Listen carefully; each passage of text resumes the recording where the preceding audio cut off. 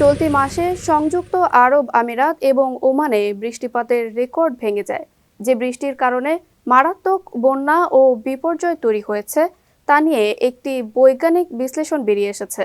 বলা হয়েছে, রেকর্ড পরিমাণ বৃষ্টি মানুষের জীবাশ্ম জ্বালানি পোড়ানোর সাথে সম্পর্কিত। ওয়ার্ল্ড ওয়েদার অ্যাট্রিবিউশন উদ্যোগের অধীনে ২১ জন বিজ্ঞানী ও গবেষকের একটি দল আবিষ্কার করেছে, জলবায়ু পরিবর্তনের জন্যই সংযুক্ত আরব আমিরাত এবং ওমানে ১০% থেকে ৪০% বেশি বৃষ্টিপাতের ঘটনা ঘটেছে, যা সাধারণত এল নিনোর বছরে ঘটে না।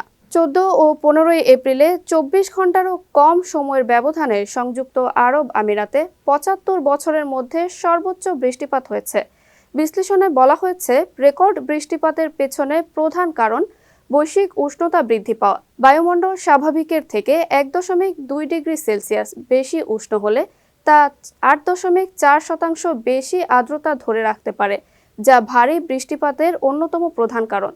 সৌদি আরবের আবহাওয়া বিশেষজ্ঞ মনসুর আল মাজরুই উল্লেখ করেছেন, দুটি দেশে ভারী বৃষ্টিপাত পৃথক শক্তিশালী ঝড় থেকে এসেছে। সমুদ্রের তাপমাত্রা বেড়ে যাওয়ায় ঝড়ের মাত্রা আরও তীব্র হয়েছে বলে তিনি জানিয়েছেন। লন্ডনের গ্রান্থাম ইনস্টিটিউটের জলবায়ু বিজ্ঞানের সিনিয়র প্রভাষক ফ্রেডেরিক অটো বলেছেন, গবেষণা থেকে দেখা যাচ্ছে যে এই ঝড়গুলো আরও ঘন ঘন ঘটছে।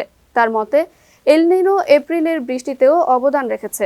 তিনি জলবায়ু পরিবর্তনের গতি কমানোর গুরুত্বের উপর জোর দিয়েছেন।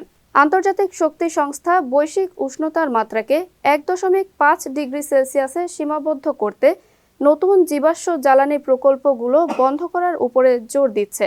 কিন্তু জলবায়ু নিয়ে আলোচনার প্রায় ৬ মাস পরেও দেশগুলো এখনও নতুন তেল ও গ্যাস ক্ষেত্র খুলছে। ফলে ভারী বৃষ্টিপাতের কারণে অনেক অঞ্চলে ভয়াবহ বন্যার ঘটনা আরও বৃদ্ধি পাবে।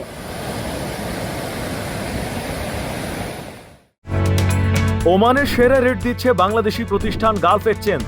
প্রিয়জনকে টাকা পাঠাতে আজই আসুন আমাদের যে কোনো ব্রাঞ্চে অথবা কল করুন স্ক্রিনে দেয়া নাম্বারে। গালফ এক্সচেঞ্জ, বাংলাদেশিদের প্রিয় এক্সচেঞ্জ।